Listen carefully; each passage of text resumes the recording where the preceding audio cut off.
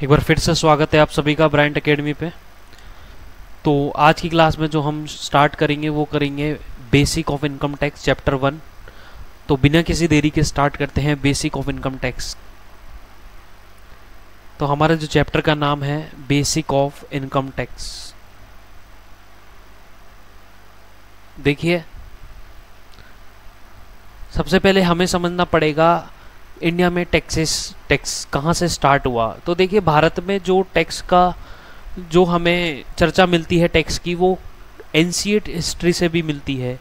Ancient history में जब आप मौर्य डायनेस्टी वगैरह पढ़ते हैं, जो आपने एसएसटी की बुक्स में कभी देखा होगा अपने स्कूल लाइफ में, तो उस समय से कालिदास ने भी इसको व्यक्त किया है। मौर्य डायनेस्टी में भी देखने को मिला है कि हमेशा से कुछ ना कुछ तरीके से टैक्स जो है वो वसूला जाता रहा है।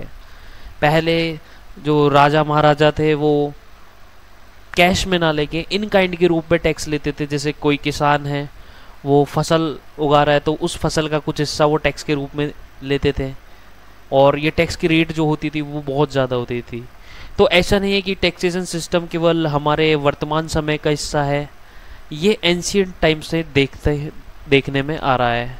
चाहे हम किसी कहानी की बात करें या फिर हम किसी हिस्टोरिकल जो इवेंट्स हैं हमारे उसकी बात करें, एंशिएंट हिस्ट्री की अगर हम देखें, मिडाइवल हिस्ट्री अगर हम देखें, तो हमेशा से टैक्सेशन सिस्टम जो है वो चर्चा में रहा है। वह टैक्सेशन सिस्टम जो है कोई नया टैक्स नहीं है हमारे इंडिया में, सदियों से ये परंपरा चलती हुई आ रही है। अगर हम मॉडर्न इंडिया की बात करें, तो मॉडर्न इंडिया में जो सबसे पहले टैक्स को इंट्रोड्यूस किया गया वो था 1860 में। सर जेम्स विल्सन ने भारत में टैक्स सिस्टम को इंट्रोड्यूस किया था। तो अगर हम मॉडर्न इंडिया में बात करें, तो इनकम टैक्स की जो शुरुआत होती है वो होती है 1860 से। 1860 से सर जेम्स विल्सन, जो कि एक ब्रिटिशर थे, उन्होंने भारत में ये टैक्स सिस्टम जो है वो स्टार्ट किया था इनकम टैक्स का। 1860 में करने की वजह ये थी कि 1857 में आपको पता होगा रिवॉल्यूशन हुआ था इंडिया में, क्रांति हुई थी। तो उसकी वजह से जो थे वो अंग्रेज घाटे में चले गए थे। सभी सैनिकों ने विद्रोह कर दिया था, कोई काम पे नहीं जा रहा था, काफ़ी नुकसान हुआ था। तो इस वजह से जो ब्रिटिश गवर्नमेंट थी उसको काफ़ी नुकसान हुआ था। उस नुकसान की भरपाई करने के लिए 1860 में इनकम टैक्स एक्ट लेके आए, और सर जेम्स विल्सन जो थे वो ये एक्ट लेकर आए थे। आज की तारीख में हम बात करें तो वर्तमान में जो है वो इनकम टैक्स एक्ट जो है वो चल रहा है। Income tax act 1961, income tax act 1961 जो है वो वर्तमान में चल रहा है। तो ये था कि जो इनकम टैक्स जो है वो शुरू कहाँ से हुआ, टैक्सेशन सिस्टम कहाँ से शुरू हुआ, और अभी जो करंट में टैक्स सिस्टम है वो कहाँ से आया है। तो ये जो 1860 का एक्ट था उसी में बहुत सारे बदलाव करके ये 1961 का एक्ट बनाया गया, जो आज भी हमारे यहाँ पे चल रहा है और हम उसी को पढ़ेंगे। ठीक है, अब आगे बढ़ने से पहले हमारे पास ये चीज़ आती है कि ये टैक्स होता क्या है, ये टैक्स क्या होता है। तो देखिए, टैक्स की अगर मैं डेफिनेशन की बात करूं तो टैक्स क्या है, एक कंपलसरी फीस है। Tax is a compulsory fee. Tax is a compulsory fee, ठीक है, payable to the government, payable to the government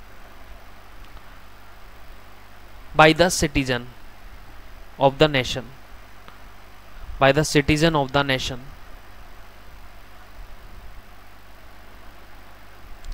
तो टैक्स एक ऐसी फीस है जो गवर्नमेंट के द्वारा ली जाती है, वहाँ के नागरिकों से, वहाँ के रहने वाले लोगों से ली जाती है। ठीक है, एक वो फीस है और ये कंपलसरी नेचर की है। देखिए, टैक्स जो होता है वो कंपलसरी इन नेचर होता है। ये नहीं कि जो है टैक्स आपकी इच्छा हो तो आप दे दोगे, नहीं इच्छा हुई तो नहीं देगा। ऐसे तो कोई भी अपनी अर्निंग्स जो है वो गवर्नमेंट को नहीं देना चाहेगा। तो टैक्स जो है वो फीस है, लेकिन फीस कैसी है, कंपलसरी फीस है, आपको देना ही पड़ेगा। अगर आप उस गवर्नमेंट के बनाए गए रूल में आते हो, उस एक्ट में फंसते हो, तो आपको वो टैक्स देना ही पड़ेगा। ठीक है, सवाल ये आता है कि गवर्नमेंट इस टैक्स का क्या करेगी, गवर्नमेंट इस टैक्स का क्या करेगी। तो गवर्नमेंट, और ये टैक्स लेती क्यों है गवर्नमेंट, तो गवर्नमेंट ये टैक्स लेती है for the welfare of the nation, अपने देश के वेलफेयर के लिए, अपने देश के लोगों के वेलफेयर करने के लिए गवर्नमेंट क्या करती है, ये टैक्स लगाती है। क्योंकि गवर्नमेंट को क्या चाहिए, गवर्नमेंट के ऊपर कई तरीके की जिम्मेदारी होती है, कुछ इंफ्रास्ट्रक्चर डेवलपमेंट में, कुछ सोशल सिक्योरिटीज़ में। इंफ्रास्ट्रक्चर डेवलपमेंट में जैसे रोड बनाने हैं, रेलवे ट्रैक बनाने हैं, ब्रिज बनाने हैं, ये सब गवर्नमेंट की ड्यूटी है। उसके अलावा अगर हम बात करें तो यहाँ पे सोशल सिक्योरिटी प्रोवाइड करने के लिए, जैसे विडो पेंशन होती है, ओल्ड एज पेंशन होती है, ये सब सोशल सिक्योरिटी में आते हैं। तो ये पेंशन कहाँ से जाएगी। इसके अलावा राशन में बांटती है गवर्नमेंट, तो गवर्नमेंट वेलफेयर करती है पब्लिक का, तो उसके लिए पैसा तो चाहिए। तो गवर्नमेंट इस वेलफेयर को करने के लिए टैक्सेशन सिस्टम क्या करती है, इम्पोज करती है अपने देश के लोगों पर। ठीक है, ठीक है सर, समझ आता है ये चीज़ कि गवर्नमेंट को जो है वो पैसा चाहिए। तो गवर्नमेंट को पैसा जो है वो कहाँ से मिलता है, गवर्नमेंट को रेवेन्यू कहाँ से मिलता है, तो गवर्नमेंट अपनी कई सर्विस चलाती है। गवर्नमेंट की बहुत सारी कंपनियां हैं, जैसे आपने नाम सुना होगा PSUs का, तो ये सब गवर्नमेंट की कंपनी है। गवर्नमेंट इनमें जितने शेयर रखती है उनके हिसाब से गवर्नमेंट को क्या मिलता है, प्रॉफिट मिलता है। लेकिन गवर्नमेंट का रेवेन्यू का जो सबसे बड़ा सोर्स है वो है टैक्स। वो क्या है, टैक्स। और इसी रेवेन्यू के जरिए गवर्नमेंट क्या करती है, वेलफेयर करती है सोसाइटी का। इसी टैक्स के जरिए क्या करती है गवर्नमेंट, वेलफेयर करती है सोसाइटी का, यहाँ के लोगों का। तो टैक्स क्या है, टैक्स एक कंपलसरी फीस है जो कि गवर्नमेंट को दी जाती है यहाँ के नागरिकों के द्वारा। क्यों, क्योंकि गवर्नमेंट को क्या करना है, सोसाइटी का वेलफेयर करना है, for the welfare of the society, for the welfare of the society. ठीक है, यानी इम्पोज किसके द्वारा किया जाता है, गवर्नमेंट के द्वारा। ठीक है, अच्छा कल को गवर्नमेंट आए और बोल दे कि आज से ये टैक्स लगाया जा रहा है, फिर अगले दिन आए बोले आज से ये टैक्स लगाया जा रहा है, क्या गवर्नमेंट ऐसा कर सकती है क्या, तो गवर्नमेंट ऐसा नहीं कर सकती। गवर्नमेंट ऐसा क्यों नहीं कर सकती, तो गवर्नमेंट ऐसा इसलिए नहीं कर सकती कि जो हमारी गवर्नमेंट होती है वो बाइंड होती है, हमारी जो गवर्नमेंट होती है वो बाइंड होती है, किससे बाइंड होती है, हमारे देश के कॉन्स्टिट्यूशन से, हमारे देश के संविधान से गवर्नमेंट जो है वो बाइंड होती है। तो यहाँ पे गवर्नमेंट को हमारा कॉन्स्टिट्यूशन फॉलो करना होता है, कॉन्स्टिट्यूशन फॉलो करना होता है। क्यों, कॉन्स्टिट्यूशन ही हमारा देश का क्या है, supreme law of the country है। कॉन्स्टिट्यूशन ही क्या है, supreme law of the country है।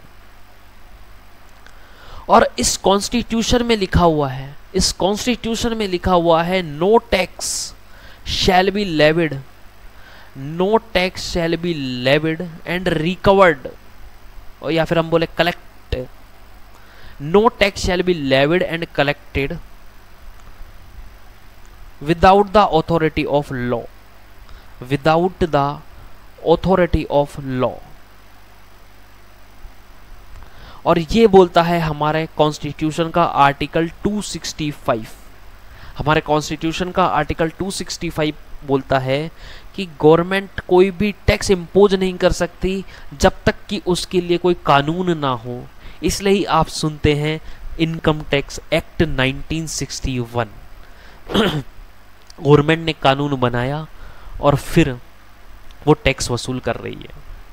गवर्नमेंट डायरेक्ट नहीं बोल सकती कि मुझे टैक्स चाहिए, एक अलग से कानून बनाना पड़ेगा। वैसे ही जब जीएसटी आया तो जीएसटी पे एक्ट बनाया गया, कस्टम है तो कस्टम एक्ट है, हर जो भी टैक्स है उसका एक्ट है। Sales tax, service tax, income tax, ये सब एक्ट है, ये सब के क्या है, एक्ट है। क्यों, क्योंकि एक्ट बनाना जरूरी है। क्यों जरूरी है, क्योंकि हमारे देश का कॉन्स्टिट्यूशन गवर्नमेंट को बोलता है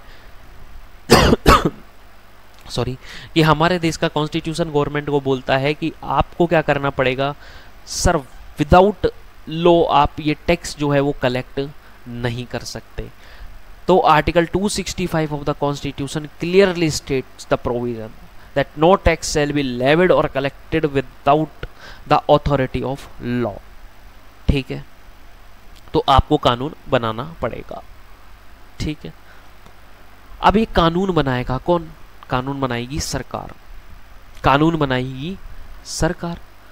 तो कल को मान लो इनकम टैक्स एक्ट जो है वो बना रखा है सेंट्रल गवर्नमेंट ने। इनकम टैक्स एक्ट जो है वो बना रखा है सेंट्रल गवर्नमेंट ने 1961 वाला। कल को किसी भी पर्टिकुलर स्टेट की गवर्नमेंट आके बोल दे कि मैं भी अपना इनकम टैक्स एक्ट बनाऊंगी, मैं भी अपना क्या बनाऊंगी, इनकम टैक्स एक्ट बनाऊंगी 2025। तो क्या ये डबल लॉ चल सकता है क्या? क्या ये स्टेट गवर्नमेंट बना सकती है क्या?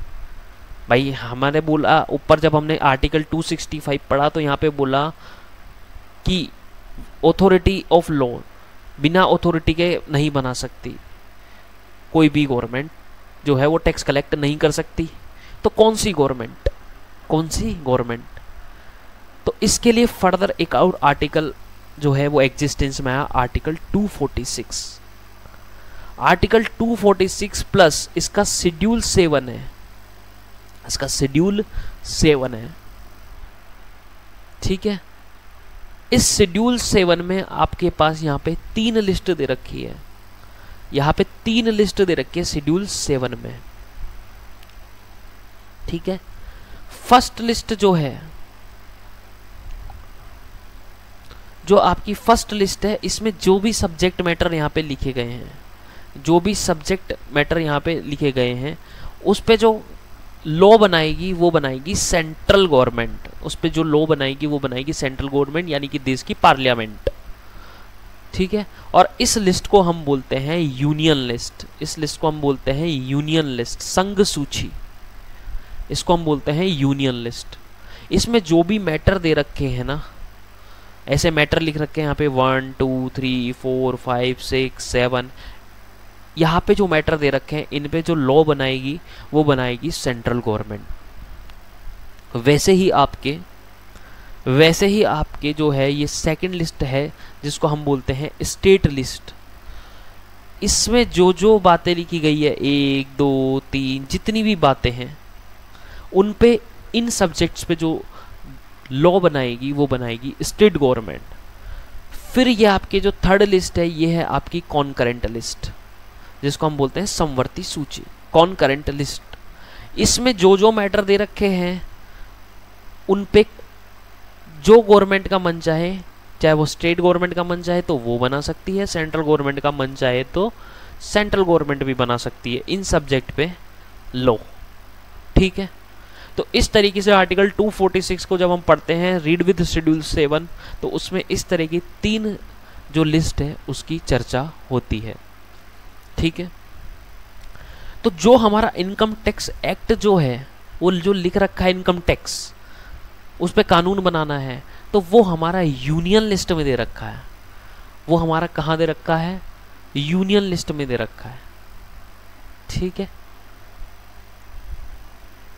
और यूनियन लिस्ट में एंट्री नंबर 82 है, यानी 82 नंबर पे आपको क्या लिख रखा है? इनकम टैक्स लिख रखा है। क्या लिख रखा है? Tax on income other than agricultural income, other than agricultural income, ऐसे लिख रखा है।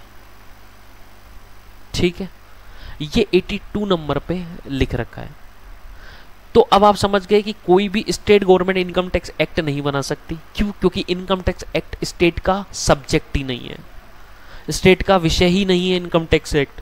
इसलिए जो इनकम टैक्स एक्ट होता है वो सेंट्रल गवर्नमेंट का एक्ट होता है। उस पर जो भी कानून बनेगा वो सब सेंट्रल गवर्नमेंट के अंडर में ही बनेगा। वैसे ही ये जो स्टेट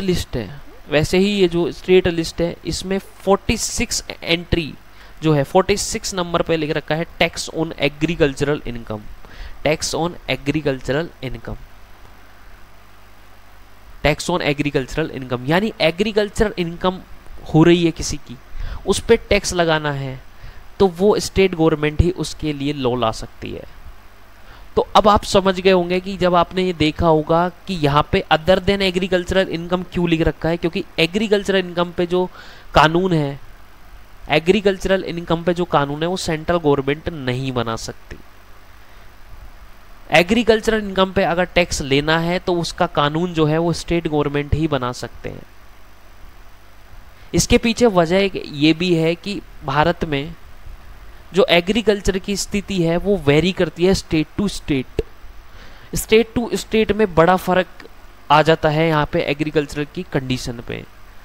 जैसे कि अगर हम पंजाब हरियाणा के किसानों की बात करें तो वो किसान थोड़े से ज़्यादा समृद्ध होते हैं एज कंपेयर टू अगर वो बिहार का किसान है या झारखंड का किसान है, क्योंकि पानी की जो अवेलेबिलिटी है जो कि एक मेन रीजन है क्रॉप्स के लिए, जो कि एक मेन सोर्स है, वो उस साइड ज़्यादा है एज कंपेयर टू बिहार और झारखंड और सम अदर एरियाज। और भी बहुत सारी चीज़ें हैं, ठीक है। जैसे हमारे ग्रीन रेवोल्यूशन आया था तो ग्रीन रेवोल्यूशन का जो सबसे बड़ा फ़ायदा हुआ था वो पंजाब और हरियाणा को ही हुआ था, ठीक है। तो जो हमारे एग्रीकल्चर की जो कंडीशन है वो स्टेट टू स्टेट वेरी करती है, तो सेंट्रल गवर्नमेंट एक जैसा कानून नहीं बना सकती। इसके लिए ये जो टास्क है ये असाइन किया गया स्टेट गवर्नमेंट को कि आप अपने स्टेट की कंडीशन को देखते हुए एग्रीकल्चरल इनकम पर टैक्स लगा सकते हैं। लेकिन वोट बैंक की राजनीति बोल दे या अन्य कोई कारण बोल दे, उसके कारण आज तक किसी भी स्टेट में एग्रीकल्चरल इनकम पे कोई भी टैक्स नहीं है, क्योंकि कोई भी स्टेट गवर्नमेंट एग्रीकल्चरल इनकम पे टैक्स नहीं ला रही है। उसके पीछे वजह यह भी है कि जो भी स्टेट गवर्नमेंट ये टैक्स लाएगी उसकी सरकार चली जाएगी। सिंपल सा लॉजिक है, ज़्यादा बात नहीं करेंगे इस बारे में, ठीक है। बात करते हैं कॉन्करेंट लिस्ट। तो कॉन्करेंट लिस्ट में वो मैटर दे रखे हैं जिन पे स्टेट गवर्नमेंट भी कानून बना सकती है और सेंट्रल गवर्नमेंट भी कानून बना सकती है। स्टेट गवर्नमेंट भी कानून बना सकती है और सेंट्रल गवर्नमेंट भी क्या कर सकती है, कानून आपके बना सकती है। अगर स्टेट ने कोई कानून बना दिया और उसके बाद सेंट्रल कोई कानून बनाती है, स्टेट ने कोई कानून बना दिया उसके बाद सेंट्रल कोई कानून बनाती है, और अगर ये दोनों जो हैं वो कॉन्ट्राडिक्ट करते हैं, अगर दोनों लॉ कॉन्ट्राडिक्ट करते हैं तो उसमें जो सेंट्रल ने जो लॉ बनाया है ना वो एप्लीकेबल होगा, क्योंकि ऑब्वियस सी बात है सेंट्रल गवर्नमेंट का लॉ ज़्यादा पावरफुल होगा as compare to state government का लॉ, ठीक है। तो ये थे हमारे constitutional provision of the constitutional provision of tax, कि टैक्स के संबंध में कॉन्स्टिट्यूशन के क्या प्रोविजन है। तो आर्टिकल 246 में बता रखा है कि कौन से विषय पे कौन कानून बनाएगा, जिसमें इनकम टैक्स जो है वो यूनियन लिस्ट का मैटर है और एग्रीकल्चर इनकम पे टैक्सेशन जो है वो स्टेट गवर्नमेंट का मैटर है, स्टेट लिस्ट का मैटर है। वहीं आर्टिकल 265 पे बता रखा है कि बिना अथॉरिटी ऑफ लॉ के कोई भी टैक्सेशन यहाँ पे नहीं लग सकता। तो इसको तो जब भी गवर्नमेंट ने कानून बनाए हैं इन कॉन्स्टिट्यूशनल प्रोविजन के तहत ही बनाए हैं और आज वो उसी तरीके से चल रहे हैं। अब जो भारत में टैक्स जो है वो दो तरीके से वसूला जाता है। भारत में जो टैक्सेशन है वो दो तरीके से वसूला जाता है, जिसको हम बोलते हैं टाइप ऑफ टैक्सेशन।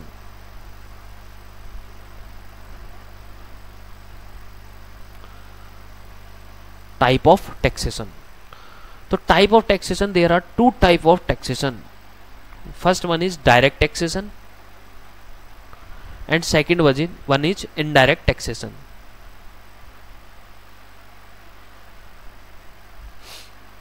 ये दो तरीके के टैक्स जो आपके दो बुक भी हैं, एक पेपर भी है, ठीक है। डायरेक्ट टैक्स और इनडायरेक्ट टैक्स, इस दो तरीके से आप इंडिया में जो है वो टैक्सेशन लगाया जाता है, ठीक है।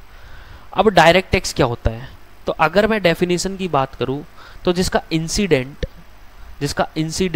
एंड इम्पैक्ट अगर सेम पर्सन पे फॉल करता है तो उसको हम बोलते हैं डायरेक्ट टैक्स, और अगर ये डिफरेंट पर्सन पे फॉल करता है तो उसको हम बोलते हैं इनडायरेक्ट टैक्स, ठीक है। उसको हम बोलते हैं इनडायरेक्ट टैक्स। अब इसका क्या मतलब है वो समझते हैं। देखिए, जो डायरेक्ट टैक्स होता है ना, उसका इंसिडेंट जो है, इंसिडेंट मतलब कि इसको जो है वो पे कौन करेगा, एक तरीके से ये समझिए, ठीक है। इसको पे कौन करेगा? तो जो पर्सन, हर पर्सन अपनी एक इनकम कमाता है, माना उसकी इनकम क्या है, टैक्सेबल इनकम है, ठीक है। तो उसके ऊपर टैक्स का इंसिडेंट आ गया, क्योंकि उसकी टैक्सेबल इनकम है तो टैक्स इंसिडेंट उसके ऊपर आ गया। अब उस टैक्स को क्या करना पड़ेगा, पे करना पड़ेगा, तो इम्पैक्ट भी उस पर्सन पे आ गया। तो इसको बोलते हैं इंसिडेंट एंड इम्पैक्ट, ठीक है। तो अब वो पे करेगा। दोनों पर्सन ही क्या है, सेम पर्सन है। दोनों पर्सन ही क्या है, जिसपे इंसिडेंट आया और जिस पर इम्पैक्ट पड़ा, वो दोनों पर्सन क्या है, सेम है, ठीक है। तो इस तरीके के टैक्सेशन को बोलते हैं हम डायरेक्ट टैक्स, जिसका एग्जाम्पल है सबसे बढ़िया इनकम टैक्स। इनकम टैक्स में क्या होता है, जो पर्सन इनकम कमाता है उसी को टैक्स पे करना है। उसी पे इंसिडेंट आया क्योंकि उसने कमाया, और उसी ने पे किया, तो incident and impact fall on same person. ज़्यादा बढ़िया समझ में तब आएगा जब हम इनडायरेक्ट टैक्सेशन को, डेफिनेशन को समझेंगे कि incident and impact fall on different person. इसका क्या मतलब है? इसका मतलब ये है, माना आप किसी दुकान से कुछ चीज़ परचेज करने जाते हैं, आप, तो दुकानदार क्या करता है, उस चीज़ को सेल करता है। फॉर एग्जाम्पल वो चीज़ थी 100 रुपये की, साथ ही साथ दुकानदार उस पर सेल्स टैक्स भी चार्ज करता है। फॉर एग्जाम्पल 10% के हिसाब से 10 रुपये उसने सेल्स टैक्स के चार्ज किए, ठीक है। टोटल कितने हो गए, 110। ये दुकानदार क्या करेगा, 100 रुपये खुद के पास रख लेगा और 10 रुपये गवर्नमेंट को क्या कर देगा, जमा करा देगा। इसका इंसिडेंट किस पे पड़ा? इसका इंसिडेंट पड़ा इस दुकानदार पे, क्योंकि इसको जमा कराना है। इसका इंसिडेंट जो हुआ वो यहाँ पे हो गया बिक्री के टाइम, यहाँ फॉल कर गया। और इंसिडेंट किस पे पड़ा, शॉपकीपर पे। लेकिन अल्टीमेट इसको बोन किसने किया, कस्टमर ने बोन किया, तो इसका इम्पैक्ट किस पे पड़ गया, कस्टमर पे। तो इंसिडेंट और इम्पैक्ट जो है वो 2 डिफरेंट पर्सन पे फॉल हुए हैं, इसलिए एक इनडायरेक्ट टैक्सेशन है। और इसका बेहतरीन एग्जाम्पल है जीएसटी, ठीक है। तो डायरेक्ट टैक्स और इनडायरेक्ट टैक्स आपके समझ में आया क्या, कि अगर इंसिडेंट और इम्पैक्ट सेम पर्सन में पड़ रहा है तो उसको हम डायरेक्ट टैक्सेशन बोलेंगे। For example income tax. अगर इंसिडेंट और इम्पैक्ट डिफरेंट पर्सन में पड़ रहा है तो हम उसको बोलेंगे indirect tax. For example GST, ठीक है।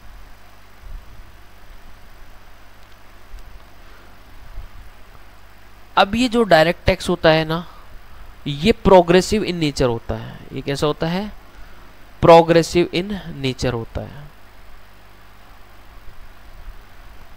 कैसे प्रोग्रेसिव इन नेचर होता है?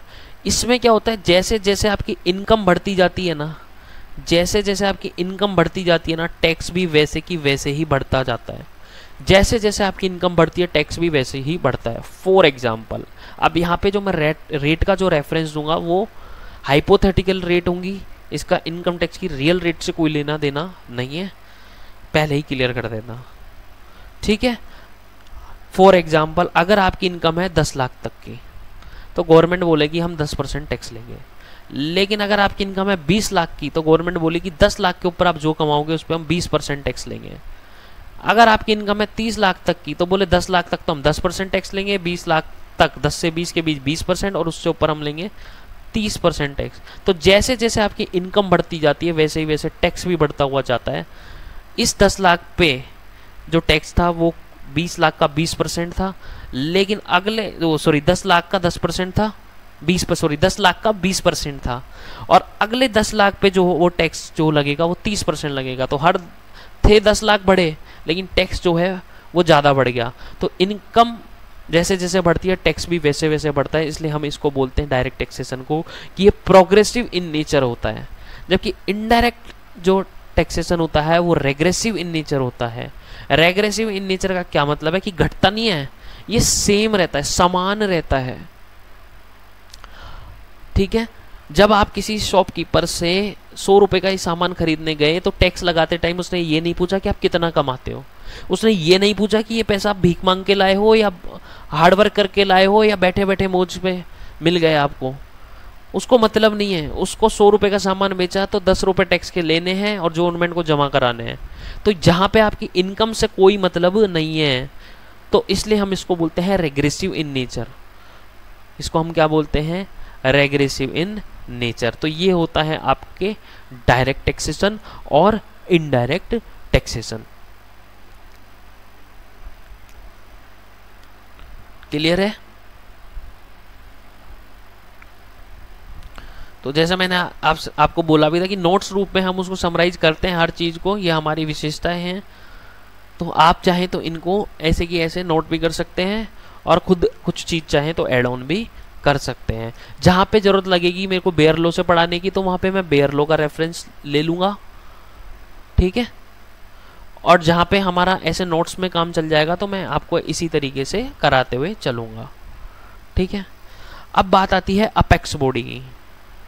अपेक्स बॉडी का क्या मतलब होता है? जो सुप्रीम अथॉरिटी होती है उस पर्टिकुलर चीज की। जैसे हम डायरेक्ट टैक्सेशन की अपेक्स बॉडी की बात करें, एक मिनट, हाँ, डायरेक्ट टैक्सेशन की अपेक्स बॉडी की बात करें तो वो है सीबीडीटी। वो है सीबीडीटी। सीबीडीटी की फुल फॉर्म है central board of direct taxation. Central board of direct taxation जो कि फाइनेंस मिनिस्ट्री के अंडर में आती है, ठीक है। फाइनेंस मिनिस्ट्री के अंडर में आती है सीबीडीटी। तो ये अपेक्स बॉडी है इनकम टैक्स की। जो पूरा इनकम टैक्स रेगुलेट हो रहा है वो यहाँ से हो रहा है, ठीक है। जो मतलब देख रेख कर रही है, जो उसकी अपेक्स बॉडी है। रेगुलेट तो इनकम टैक्स एक्ट से ही हो रहा है, लेकिन जो उसकी देख रेख कर रही है, जो ऑफिशियल्स जो बैठे हैं वो इस डिपार्टमेंट के होते हैं, सीबीडीटी के, central board of direct taxation के। ये क्वेश्चन आपके एमसीक्यू में भी आ सकता है। अगर मैं इसकी इनडायरेक्ट टैक्सेशन की अपेक्स बॉडी की बात करूं तो वो होती है सीबीआईसी, जिसका फुल फॉर्म होता है central board of indirect tax and custom. Central board of indirect tax and custom, ये भी फाइनेंस मिनिस्ट्री के अंडर में ही आती है, ठीक है। तो डायरेक्ट टैक्सेशन की जो अपेक्स बॉडी है वो है CBDT, central board of direct taxation, और इनडायरेक्ट टैक्स की CBIC, central board of indirect tax and custom, ठीक है।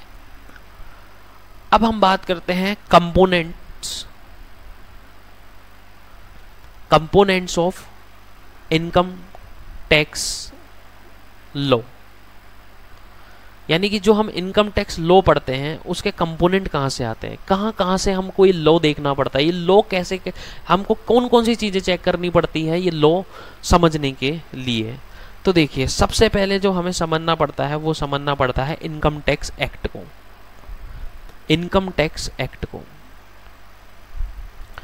इनकम टैक्स एक्ट 1961 1961, ये सबसे बड़ी चीज़ है अपने आप में इनकम टैक्स लॉ के लिए, जिसमें 298 सेक्शंस हैं आपके। 298 सेक्शन है इनकम टैक्स एक्ट 1961 में। तो यहाँ पे सारी चीज़ें दे रखी है कि इनकम टैक्स का रेगुलेशन कैसा होगा, कोई इनकम चार्जेबल कैसे होगी, ठीक है, कि किस इनकम पे टैक्स लगेगा, कौन सी इनकम पे छूट मिलेगी, ये सब जो बता रखा है। कैसे इसको रेगुलेट किया जाएगा, जो इनकम टैक्स अथॉरिटी होगी उनके क्या रिस्पॉन्सिबिलिटीज़ और क्या पावर है, ये सब चीज़ें इनकम टैक्स एक्ट में बता रखी हैं। तो इनकम टैक्स एक्ट 1961 जो है वो सबसे बड़ा कंपोनेंट है इनकम टैक्स लॉ का। दूसरा जो है वो है हमारे पास इनकम टैक्स रूल। अच्छा, इनकम टैक्स एक्ट है 1961, लेकिन ये एनफोर्स हुआ 1 अप्रैल 1962 से। भाई 1961 में हमारा कानून आया और उसके बाद से 1 अप्रैल 1962 से जो है वो ये एप्लीकेबल हो गया। फिर आए इनकम टैक्स रूल्स 1962। देखिए, एक्ट में सारी बातें कवर करना पॉसिबल नहीं होता, ठीक है। दूसरा, एक्ट में अगर आपको कोई भी चेंज करना है तो उसमें पार्लियामेंट की परमिशन की जरूरत पड़ेगी। तो गवर्नमेंट क्या करती है, जब भी कोई कानून बनाती है तो एक रूल्स का स्पेस रख लेती है, ठीक है, कि हम इसको रूल के थ्रू क्या कर देंगे, अमेंड कर देंगे। या फिर जो चीज़ एक्ट में कवर होना पॉसिबल नहीं था, बहुत बड़ी चीज़ थी, तो उसके लिए हम अलग से रूल बना देते हैं और अगर रूल में कोई चेंज करना हो तो उसके लिए सेंट्रल गवर्नमेंट को पार्लियामेंट में जाने की जरूरत नहीं है, वो अपने डिस्क्रिशनरी पावर होती है, उसके बेसिस पे सेंट्रल गवर्नमेंट खुद चेंज कर सकती है अगर रूल में कोई चेंज करना हो तो एक्ट ज़्यादा बड़ा ना हो और अमेंडमेंट की पावर गवर्नमेंट के पास आ जाए, इसलिए रूल्स भी बनाए जाते हैं एक्ट के साथ साथ। तो इनकम टैक्स एक्ट बना तो उसके साथ रूल्स भी बने, ठीक है। तो जो चीज़ें एक्ट में मिस रह गई, एक्ट में पूरा कवर्ड नहीं हो पाई, तो उसको हमने रूल्स में अच्छे से समझा दिया। तो इनकम टैक्स एक्ट 1961 और इनकम टैक्स रूल्स 1962 ये हमारे इनकम टैक्स लॉ के कंपोनेंट हैं। इसके अलावा भी हमारे और भी कंपोनेंट होते हैं। फॉर एग्जाम्पल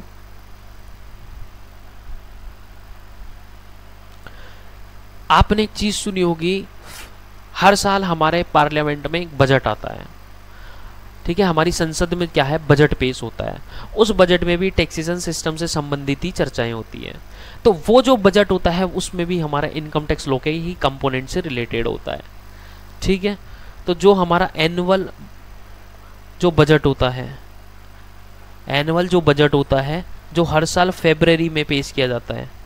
हर साल क्या होता है, फरवरी में हमारे देश के जो फाइनेंस मिनिस्टर होते हैं वो बजट को पेश करते हैं, ठीक है। जो भी उस पर्टिकुलर ईयर से रिलेटेड जो भी चेंजेज होते हैं वो उसमें बताए जाते हैं कि हम टैक्स रेट में चेंज कर रहे हैं, या ये इस तरह की इनकम है जो अभी तक बच रही थी लेकिन अब गवर्नमेंट की नज़र में आ गई तो अब इस पर भी टैक्स लगाएंगे। फॉर एग्जाम्पल डिजिटल एसेट पे गवर्नमेंट ने अभी कुछ समय पहले ही कानून बनाया है कि अब कोई डिजिटल जो एसेट है यानी क्रिप्टो करेंसीज वगैरह हैं उनसे कोई इनकम अर्न कर रहा है तो उस पर भी टैक्स लगेगा। ऐसा कानून पहले नहीं था। तो ये जो अमेंडमेंट लाया गया, ये जो चेंज लाया गया, ये कहाँ से लाया गया, ये बजट के थ्रू लाया गया। तो एनुअल जो बजट होता है, क्योंकि हमारा एक्ट तो 1961 का है, अब 1961 में जो कंडीशन थी वो क्या 25 में भी होंगी क्या, चेंज तो आएंगे। उस चेंज के लिए हमारे पास जो हर साल जो है वो बजट पेश किया जाता है। बजट में और भी चीज़ें होती हैं लेकिन उसमें टैक्स रिलेटेड मैटर भी होता है, ठीक है। बजट में वैसे तो कई चीज़ें होती है कि सरकार कहाँ खर्च कर रही है, सरकार की बैलेंस शीट होती है, उसमें मेन सरकार ने कितना कमाया, कितना खर्च किया, ठीक है, बजट डेफिसिट क्या है, ये सब चीज़ें होती है। पर टैक्स से रिलेटेड भी चीज़ें होती हैं। तो जो वो बजट होता है वो भी काफ़ी इंपॉर्टेंट होता है। और जो हमारी टैक्स रेट जो होती है ना वो इसी बजट से डिसाइड होती है। अगर सरकार कोई चेंज नहीं करती है तो बोल देती है नो चेंज, और चेंज करती है तो वो टैक्स रेट बता देती है कि ये रेट हम करेंगे। तो जो हमारी रेट्स जो होती है वो एनुअल बजट से ही आती है। तो क्या इनकम टैक्स एक्ट रेट नहीं बताता? तो देखिए जब आप आगे पढ़ेंगे ना तो आपको पता चलेगा कि कुछ रेट जो है वो इनकम टैक्स एक्ट में भी लिखी गई है। फॉर एग्जाम्पल XYZ इनकम है, जैसे फॉर एग्जाम्पल अगर मान लो लॉटरी की इनकम है तो लॉटरी की इनकम पे 30% टैक्स लगता है। ये बात जो है वो किसी सेक्शन में लिखी गई है। अभी मैं सेक्शन चलो बता देता हूँ। सेक्शन 115 जो है, सेक्शन 115 BB में ये लिखा गया है कि लॉटरी इनकम पे 30% की टैक्स लगेगा। तो ये इनकम टैक्स एक्ट का सेक्शन है। लेकिन ये तो होगा स्पेशल कि लॉटरी की इनकम पे ही कैसे लगेगा। जनरल इनकम पे जो है वो टैक्स कैसे लगेगा वो हमारा बजट ही बताता है, वो हमारा बजट ही बताता है। तो प्राइमरी सोर्स जो रेट का होता है वो बजट ही होता है। और ये जो क्वेश्चन है ना वो बहुत से कंपटीशन एग्जाम में भी आ चुका है MCQ के रूप में कि जो हमारा टैक्स रेट है वो कहाँ से डिसाइड होती है, इनकम टैक्स एक्ट से, रूल से, एक दो ऑप्शन और होते हैं, और एनुअल बजट से। तो हमारी जो प्राइमरी जो रेट डिसाइड होती है वो बजट से ही होती है। हालांकि इनकम टैक्स एक्ट में भी कुछ रेट्स दे रखी है, तो अगर बोथ का ऑप्शन हो तो हम बोथ सेलेक्ट करेंगे। लेकिन अगर दोनों में से हमें किसी को सिलेक्ट करना हो तो एनुअल बजट को ही हम सेलेक्ट यहाँ पे करेंगे। तो एनुअल बजट भी एक कंपोनेंट है हमारे इनकम टैक्स लॉ का।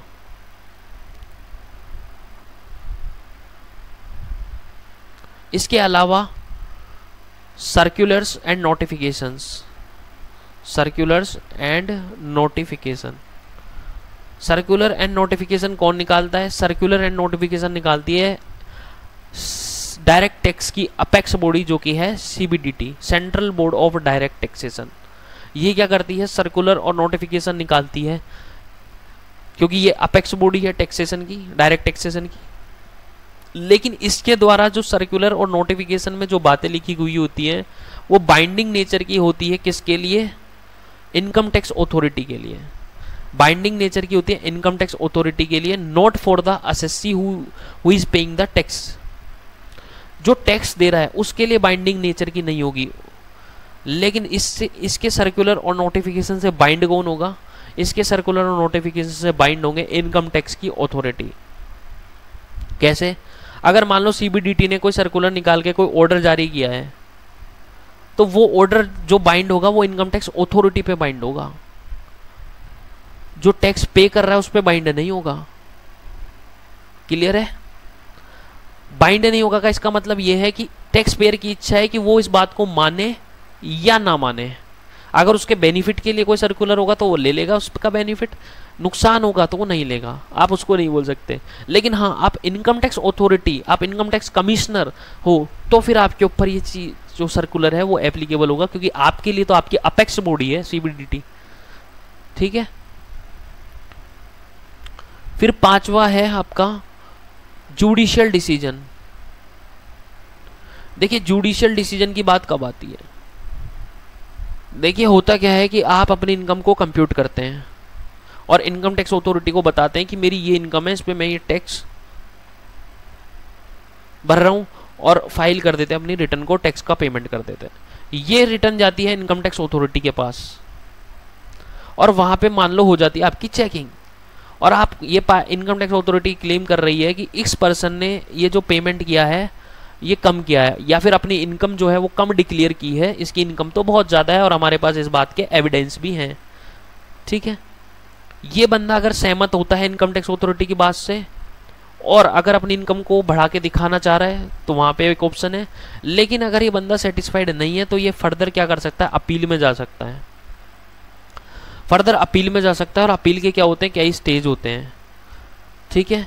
जैसे इनकम टैक्स ट्रिब्यूनल पे जाएगा, इनकम टैक्स ट्रिब्यूनल में अगर ये जाता है और वहाँ भी ये सेटिस्फाइड नहीं होता है या ये सेटिस्फाइड हो जाता है, इनकम टैक्स अथॉरिटी सेटिस्फाइड नहीं होती, तो अगले स्टेज में ये जाएंगे आईटीएटी के पास, जिसको हम बोलते हैं इनकम टैक्स अपीलेट ट्रिब्यूनल। इसके बाद अगर ये यहाँ भी मामला सेटल नहीं होता तो ये जाता है हाई कोर्ट में, यहाँ भी मामला सेटल नहीं होता है तो फिर ये जाता है सुप्रीम कोर्ट में, जो कि हमारे देश की अपेक्स कोर्ट है। ठीक है। इस तरीके से ये केस चलता है। तो अगर किसी भी टाइप की इनकम पे या किसी भी जज डिसीजन पे हमारे हाई कोर्ट की जजमेंट है या सुप्रीम कोर्ट की जजमेंट है, तो वो जो जजमेंट है वो भी हमारे इनकम टैक्स लॉ का ही काम करेगी। यानी अगर किसी भी चीज़ पे हाई कोर्ट या सुप्रीम कोर्ट की जो है वो जजमेंट है तो वो भी एक लॉ का ही काम करती है, जैसा उन्होंने बोला है वैसा ही फॉलो करना पड़ेगा। और हाई कोर्ट और सुप्रीम कोर्ट की जो जजमेंट होती है वो बाइंडिंग इन नेचर होती है। वो क्या होती है? बाइंडिंग इन नेचर होती है। यानी आपको इनकी बात माननी पड़ेगी, आपको इनकी बात क्या करनी पड़ेगी? माननी पड़ेगी। तो ये इनकम टैक्स के कंपोनेंट होते हैं, इनकम टैक्स के लॉ होते हैं। धीरे धीरे आपको चीज़ें समझ में आएंगी जैसे जैसे आगे पढ़ेंगे। एक चीज़ और क्लियर कर देता हूँ कि कुछ चीज़ें ऐसी होंगी जिसमें आगे का रेफरेंस दिया होगा, तो वो चीज़ें तभी समझ आएगी जब आप आगे का पढ़ लोगे। फिर जब आप सेकंड रीडिंग करोगे तब आप कोरिलेट कर पाओगे कि हाँ ये मैंने वहाँ पे पढ़ा था, हाँ ये मैंने तब पढ़ा था। एकदम से फर्स्ट चैप्टर में ही आपको सब कुछ आ जाए ऐसा पॉसिबल नहीं होगा। हालांकि पूरी कोशिश यही रहेगी कि आपको ज़्यादा से ज़्यादा चीज़ें कवर हो जाएं, और जैसे मैंने बोला था आपको सारी चीज़ें मैंने यहाँ पे लिखवा दी। आपको इस पर्टिकुलर जो हमने आज चर्चा की है इसके लिए आपको स्टडी मटेरियल में जाने की कोई ज़रूरत नहीं है, आप यहाँ से काम चला सकते हैं। ठीक है। तो आज हमने बेसिक की चर्चा की है, आप चाहें इसको पूरे को नोट कर सकते हैं। मिलते हैं आपसे फिर से एक नई क्लास में, जुड़े रहिए ब्रायंट एकेडमी के साथ। तब तक के लिए धन्यवाद।